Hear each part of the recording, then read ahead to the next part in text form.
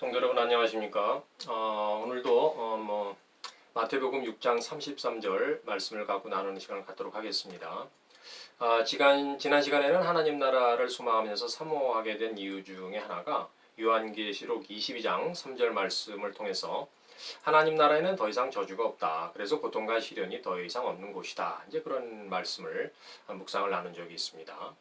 그리고 요한계시록 21장 4절 말씀을 통해서 나의 모든 것을 아시는 하나님께서 내가 흘렸던 눈물을 친히 닦아주신다. 그곳에서 그런 놀라운 위로의 하나님이 계시는 곳이 바로 하나님 나라다. 이제 그런 거를 또 묵상을 나눴고요. 그런 약속의 말씀들이 하나님 나라에 대해 소망을 갖게 된 이유였다. 이제 그런 말씀을 이제 드렸습니다. 하나님 나라를 소망하면서 사모하게 되는 이유가 이제 또 있는데 그것은 이제 모든 것이 만족되고 이해가 되고 완전한 평강이 있는 곳. 그래서 분쟁과 불만이 없고 모든 그 갈증이 해소되는 곳이기 때문이다라는 것을 이제 말씀드리려고 합니다. 때문에 하나님 나라는 영원한 평화가 있는 곳입니다. 논쟁이나 싸움이나 상함이 없는 곳이죠. 이사야서 11장 9절 말씀입니다. 내 거룩한 산 모든 곳에서 해됨도 없고 상함도 없을 것이니 이는 물이 바다를 덮은 같이 여호와를 아는 지식이 세상에 충만할 것임이니라. 때문에 피조물간에도 완전한 평화가 있는 곳입니다. 이사야서 11장 6절 말씀입니다.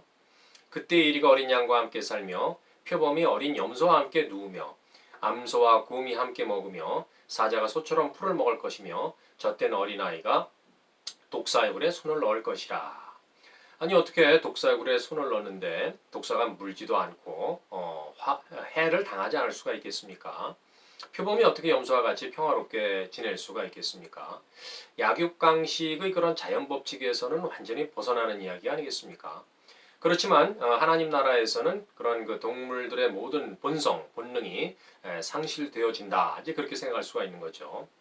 그것은 곧 천하 만물이 하나님께서 천지를 창조하셨을 때 그 본래 모습대로 회복이 되어서 완전한 조화를 이룬다는 겁니다. 그 완전한 조화의 상태라는 것은 바로 구원받은 사람이 하나님과의 관계가 바로 회복되는 것으로도 나타나지만 모든 피조물 간의 관계, 즉 사람과 사람, 사람과 동물, 사람과 짐승 이런 것들에게도 나타난다는 것이죠. 로마서 8장에서 보았던 것처럼 모든 피조물도 다 고통과 탄식에서 해방되어 하나님의 자녀된 자들이 얻게 될 영원한 영광에 동참하게 된다는 것을 한번 이제 말씀드린 적이 있습니다.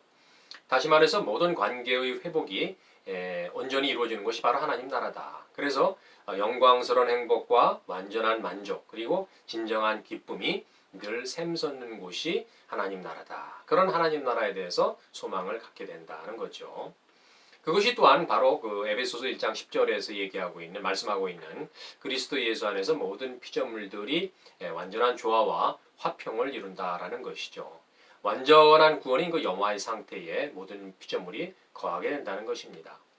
이사야가 하나님을 이제 배웠을 때 하나님께 드렸던 천사들의 합창이 있습니다. 이사야서 6장 3절 말씀입니다. 서로 불러 이르되 거룩하다 거룩하다 거룩하다 만군의 여호와여 그의 영광이 온 땅에 충만하도다 하더라. 이런 말씀이었죠. 하나님 나라는 모든 피조물이 하나님께 찬양과 경배를 드리는 곳이기도 합니다. 천사들이 창화하여 하나님께 영광과 거룩을 드리는 것이죠. 그리고 하나님 자신께서 모든 피조물의 기쁨이 되는 곳이기도 합니다. 왜냐하면 하나님 자신이 자비와 거룩과 사랑과 지혜와 능력, 영광으로 스스로 존재하시는 곳이기 때문이기도 합니다. 요한계시록 7장 9절 10절 말씀입니다. 각 나라와 족속과 백성과 방언에서 아무도 능히 셀 수 없는 큰 무리가 나와 흰옷을 입고 손에 종려가지를 들고 보좌 앞과 어린 양 앞에 서서 큰 소리로 외쳐 이르되 구원하심이 보좌에 앉으신 우리 하나님과 어린 양에게 있도다 하니 이런 말씀이었죠. 끊임없이 하나님을 바라보며 찬양과 경배를 드리는 곳입니다. 그곳은 지침이 없이 하나님께 영광 돌려드리는 그런 진정한 행복과 감사와 기쁨이 넘쳐나는 곳이 바로 하나님 나라라는 것이죠. 그런 하나님 나라를 소망함으로 하나님께서 주시는 유익이 있습니다. 하나님 나라를 사모하는 사람에게 주시는 천국의 상급이 있다고 요한계시록에서 말씀하고 있습니다. 요한계시록 22장 12절 말씀입니다. 보라 내가 속히 오리니 내가 줄 상이 내게 있어 각 사람에게 그가 행한 대로 갚아주리라. 이런 말씀이었죠. 하나님 나라에서 누리게 될 그 기쁨과 즐거움이 더 클 것이라는 생각 때문에 이 땅에서의 즐거움과 평안은 뭐 크지도 않고 잠시 잠깐일 것이다 라는 그런 생각을 가질 수가 있는 거죠. 또한 하나님 나라에서 누리게 될 기쁨과 즐거움이 있다는 그런 소망으로 인해서 이 세상에서의 고난과 시련을 감사함으로 인내하며 견딜 수 있을 것이다 이런 생각을 또 갖게 되는 겁니다. 그러므로 세상의 부귀영화는 내일 아궁이에 던져질 들풀과도 같은 것이며 금방 사라지는 안개와도 같을 수 있다. 이제 이런 생각을 이제 갖게 되는 겁니다. 누가복음 16장에 나오는 부자와 거지 나사로의 얘기가 이제 생각이 났습니다. 이 말씀을 처음 접할 때 저는 부자는 천국에 가는 것이고 못 가는 것이고 가난해야 천국에 가는 것인가 이제 그런 생각을 이제 해본 적이 있습니다. 잘못된 생각이죠 물론. 말씀 전후에 어떤 설명도 없었기 때문인데 물론 마가복음 19장에 나오는 청년과 같은 부자는 천국에 가지 못할지라는 거를 말씀을 보면은 알 수가 있죠. 그러나 부자라고 해서 천국에 다 못 들어간다고 얘기할 수 있는 건 아니지 않겠습니까?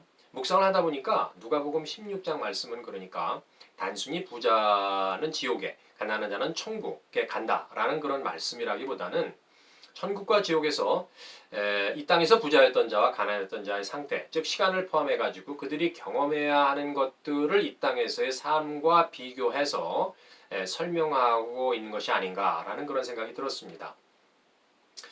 다시 말해서 이 땅에서 하나님과 관계없는 삶을 살며 아무리 오래 살고 뭐 그래봐야 100년을 넘겠습니까마는 또 호의호식하며 산다 하더라도 만약 죽고 난 후에 그가 지옥에 간다면 이 땅에서 누렸던 그 모든 것들이 무슨 소용이 있겠냐는 것입니다.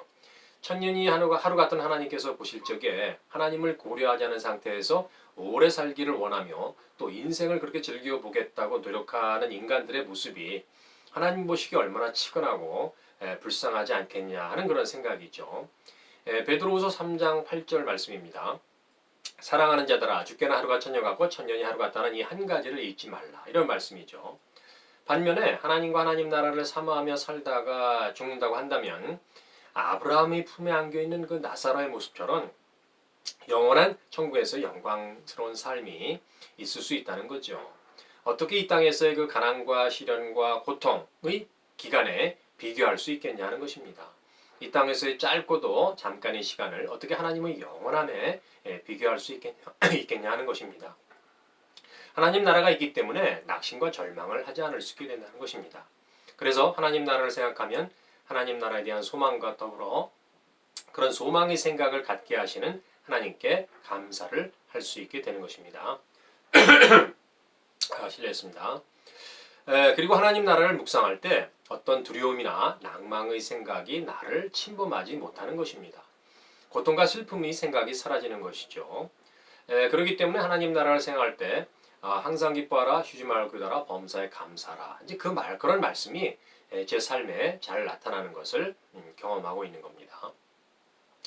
때문에 이 세상의 헛된 것에 나의 남은 인생을 허비하고 싶지 않다. 그런 생각이 드는 겁니다. 낭비가 있었죠. 과거의 삶에 그런 것들을 더 이상 되풀이하고 싶지 않다. 그래서 하나님 나라의 복음을 전하는 것이 가장 귀하고 가치 있는 것이다. 이제 생각을 하는 겁니다. 하나님께서 그렇기 때문에 주신 소명대로 한국어는 물론이지만 영어로 복음을 전할 수 있도록 허락하신 하나님께 늘 감사한 마음을 갖고 있는 것이죠. 제가 사실 동영상을 처음 시작할 때부터 영어로도 복음을 같이 좀 전했으면 좋겠다. 이제 그런 소원이 있었습니다. 그런데 엄두가 나지 않았어요, 처음에는. 왜냐하면 영어로 복음을 처음에 전한다는 것이 결코 쉬운 일이 아니다라고 이제 늘 생각을 했기 때문입니다. 그런데 하나님께서 저한테 이제 영어를 조금이나마 알게 하신 이유가 마태복음 28장에서 말씀하는 것처럼 많은 사람들에게 복음을 전하는 것이다. 이제 그런 생각을 계속 저한테 주셨습니다. 그리고 이제 시간이 지남에 따라서 용기와 담대함도 저한테 주셨습니다. 틀리면 틀린 대로 하지 뭐 이런 생각이 자꾸 드는 거죠.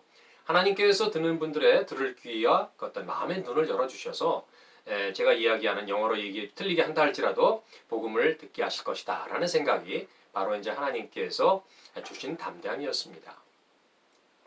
한국어는 물론이지만 영어로 동영상을 준비하는 모든 과정이 저한테는 매우 즐겁고 감사한 일입니다. 영어를 조금 알게 배우게 하신 이유가 모르드게가 에스더에게 얘기한 것처럼 다 이때를 위함이 아닐까 하는 그런 생각을 저는 해보는 겁니다. 여하튼 저는 하나님 나라를 사모함으로 제가 이 땅에서 선하고 진실된 그런 빛의 삶을 살고 싶다는 그런 마음이 생긴다는 것이죠. 하나님께서 나를 창조하신 바 원래 그 의도하신 대로 선한 일을 하고 싶다라는 마음이 생긴다는 겁니다. 에베소서 2장 11절 말씀입니다. 우리는 그가 만드신 바라 그리스도 예수 안에서 선한 일을 위하여 지으심을 받은 자니 이 일은 하나님이 전에 예비하사 우리로 그 가운데서 행하게 하려 하심이니라. 이런 말씀이죠. 하나님의 말씀을 믿는다면 어찌 그 하나님께서 약속하시고 예비하신 그런 영광스러운 곳에 가고 싶은 마음이 들지 않겠습니까? 그곳에 가가지고 하나님과 예수님을 영원히 찬양해야 되는 거 아니겠습니까? 하나님 나라에 대해서 그래서 묵상할 때 부어주시는 그 은혜는 대단합니다. 벅찬 감동이 밀려올 때가 있다는 거죠. 하나님 나라에 대한 소망이 그래서 하나님을 앙망하게 되는 열쇠임을 경험하고 있습니다. 제가 최종적으로 도착해야 될 그런 나의 본향이 하나님 나라임을 생각할 때마다 하나님께서는 소망과 감사와 기쁨을 허락하시는 것을 저는 알고 있습니다. 하나님 나라와 관련해서 고린도전서 13장을 이제 묵상하는 중에 저한테 의문이 한 가지 생겼습니다. 고린도전서 13장 12절 말씀입니다. 우리가 지금은 거울을 보는 것까지 힘이 하나 그때에는 얼굴과 얼굴을 대하여 볼 것이요 지금은 내가 부분적으로 하나 그때에는 주께서 나를 아신 것 같이 내가 온전히 알리라 라는 말씀이죠. 온전히 알고 얼굴과 얼굴을 대하여 볼 것이라고 말씀하고 있는데 무엇을 보고 무엇을 안다는 의미일까 이제 그런 생각을 해보았습니다. 신비한 그 하나님 나라의 비밀이기 때문에 도저히 이 땅에서는 알 수 없는 비밀이지요. 그런데 하나님께서 까마득히 잊고 있었던 옛 일들을 생각나게 하셨습니다. 1983년도에 대우조선 말레이시아 쿠알라룸푸르 지사에 이제 부임해서 제가 처음으로 했던 일은 자동차를 구입하는 일이었습니다. 당시에는 이제 술을 좀 마시던 때여서 밤늦게까지 술을 먹어도 차가 있기 때문에 귀가 걱정을 이제 하지 않았죠. 그렇기 때문에 이제 술을 야간에 먹고 하는 그런 음주운전을 제가 좀 많이 했었습니다. 위험한 음주운전이었죠. 시내에서 집까지 보통 30분 거리인데 보통 이제 술만 먹으면은 막 10분 내로 주파하곤 했었습니다. 그리고 가가지고 막 집에서 자랑도 하고 말이죠. 지금도 분명히 기억나는 그런 아찔한 순간들이 여러 번 정말 있었습니다. 다 객기였죠. 젊을 때 쓸데없는 이제 객기였고 분명히 그런 것들은 세상 신에 사로잡혀 있었다라는 그런 증거다라고 지금 생각하는 거죠. 그러나 하나님께서 그 능력의 오른손으로 나를 일일이 돌보고 붙잡아 주시지 않았더라고 그러면은 아마 사고가 나도 여러 번 났을 것이다. 이제 그런 생각을 제가 하고 있는 겁니다. 그런데 이런 일을 생각나게 하시는 이유는 무엇일까? 라고 또 생각을 해보았는데 내가 지금 기억하지 못하는 많은 일들이 분명히 있을 것 같습니다. 지금은 기억하지 못하지만 그때가 되면은 다 기억나게 하셔서 알게 함으로 말미암아 하나님께서 보호하시고 인도하셨다는 사실을 나로 확실히 알게 하실 거라는 생각이 들었습니다. 하나님의 전능하심 그리고 하나님의 커다란 그 은혜를 확실히 알게 하시고 또 보게 하실 거다라는 그런 생각이죠. 내가 명확히 알 수 있는 것이 또 있겠다라는 생각이 들었습니다. 지금도 이해가 되지 않는 그 주변에 여러 가지 일들이 있었죠. 저한테 일어난. 그러나 하나님 나라에서는 하나님께서 아마도 그런 몰랐던 일들을 분명히 알게 하심으로 내가 하나님의 섭리와 인도하심 속에 있었다는 사실을 또한 생생하게 그리고 확실하게 알게 해주실 것이다. 이제 그런 생각이 저한테 들었습니다. 그리고 또 하나 분명히 깨달아 알게 하신 것이 있는데 하나님 나라에 가서만 알 수 있는 가장 중요한 것이 있다. 그런 걸 하나님께서 깨달아 알게 해주셨습니다. 뭐냐면 바로 하나님 자신이셨습니다. 제가 지금 이 땅에서 알고 있고 생각하고 있는 몇 가지 하나님에 대한 그런 성품이나 능력, 영광, 지혜, 무슨 하나님의 사랑 이런 것들이 있지 않습니까? 그런 모든 것들은 하나님에 관한 모든 것들은 너무나도 일부분이고 또 제한적이라고 성경에서 말씀하고 있지 않습니까?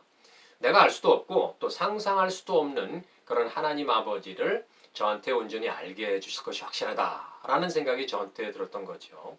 그것이 아마도 고린도전서 13장 12절에서 말씀하고 있는 핵심이지 않을까 이제 그런 생각이 저한테 들었습니다.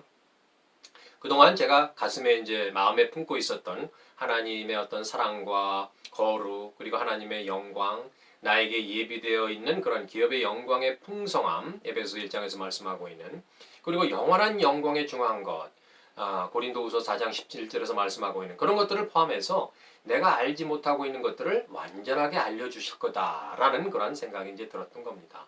말씀으로 약속하셨기 때문에 저는 그 사실을 또 믿고 있는 거죠.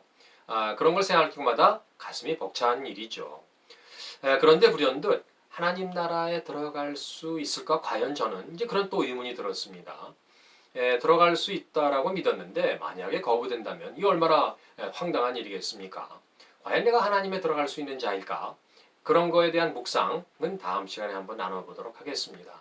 오늘 나눔은 여기까지입니다. 그리고 제가 간절히 이제 원하는 것이 하나 있는데 지금 함께 하시는 모든 분들이 하나님의 놀라운 은혜를 받을 때까지 하나님 나라의 복음을 계속 전하고 싶다는 것입니다. 자, 감사합니다. 또 뵙겠습니다.